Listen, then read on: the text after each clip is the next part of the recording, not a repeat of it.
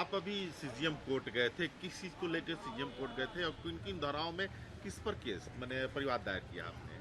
सर्वप्रथम तो मैं आभार प्रकट करता हूं आपके चैनल के प्रति कि आपने जो ज्वलंत मुद्दा है, देश जलने के कगार पर पहुंच गया था, उसके बारे में जानकारी लेने के लिए आप यहां तक आए।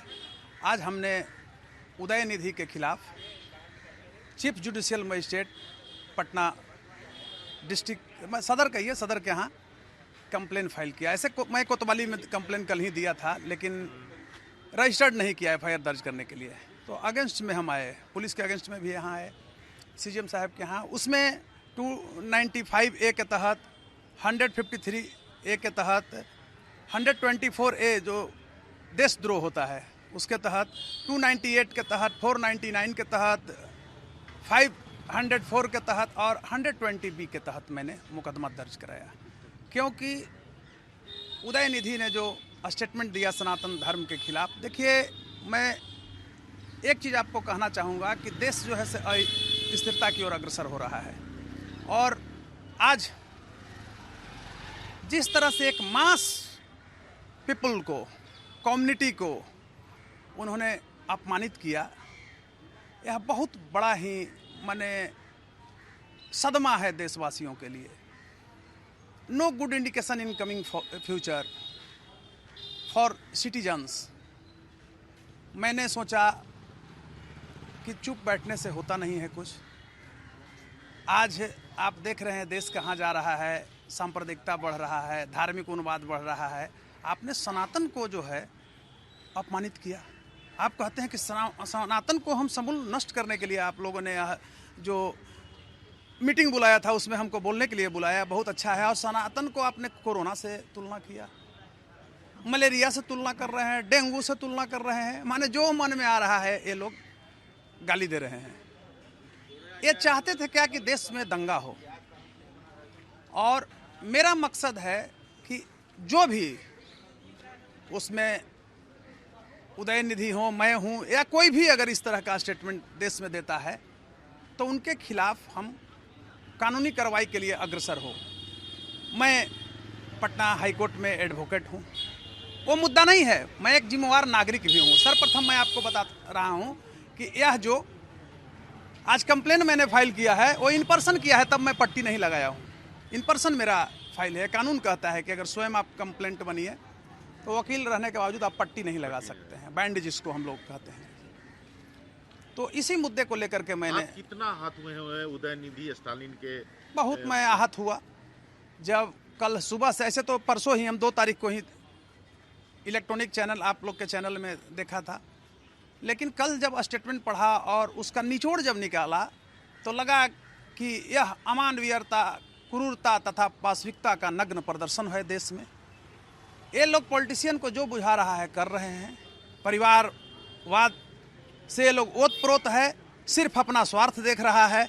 कभी बाबा मुख्यमंत्री हो जा रहा है, कभी बाप मुख्यमंत्री हो जा रहे हैं, कभी पुत्र हो जा रहे हैं।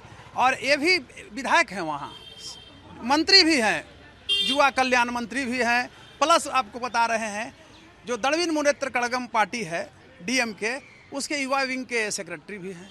तो बताइए कि एक पॉलिटिशियन, एक क्रिमिनल जैसा, अपराधी, क्रिमिनल भी नहीं कह सकते, आतंकवादी जैसा।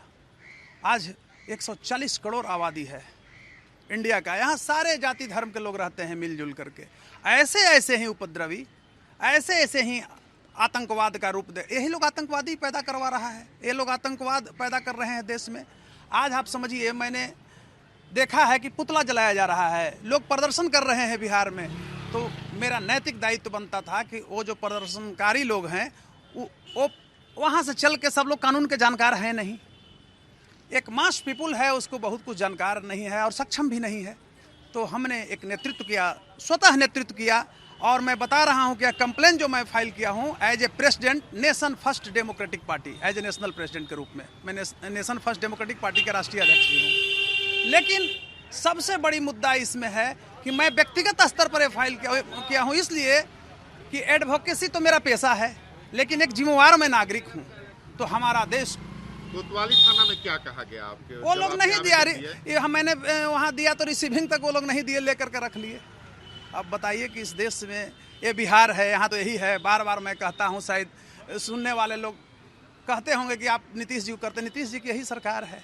ये नीतीश जी जो सुशासन कहते हैं ना, ये सुशासन नहीं है, ये तथाकथित सुशासन है या फर्जी सुशासन है, इसको ऐसे कह सकते हैं। बार बार मैं कहता हूँ। उसके बाद आपने क्या सोचा? मैंने सोचा कि भाई पुलिस तो किसी को न्याय दे नहीं रही है। जो व्यक्ति जंगल राज का नारा दिए थे और अपने आ गए सत्ता में कि हम अमन चैन देंगे, और फिर जंगली राज या अपने भी सत्ता, मैं बार बार कहता था कि ये 15 बरस तक तो महाजंगल राज ही भी बना दिए थे बिहार में, और अब तो जंगल राज और महाजंगल राज दोनों एक हो गया। तो अब हम लोग कैसे रह सकते हैं भाई, पुलिस न्याय देने, तो मैंने न्यायपालिका सर्वोपरि है। आपका एक्सेप्ट हो गया आवेदन? हाँ, एक्सेप्ट हो गया, अभी मतलब रिसीविंग मिल गया है, तब आपको हम स्टेटमेंट दे रहे हैं, ऐसे नहीं देते। अच्छा, जो प्रावधान के तहत आपने धारा के तहत केस किया है, इसमें क्या क्या, कहाँ तक सजा, क्या क्या होने की संभावना है? देखिए, इसमें 7 साल तक सजा है, 3 साल तक सजा है, धारा है। हम कोर्ट में प्रूफ करेंगे, वो सीजीएम साहब के सामने या जहाँ भी होगा ऊपरी अदालत तक हम जाएंगे, हम बैठने वाले नहीं हैं।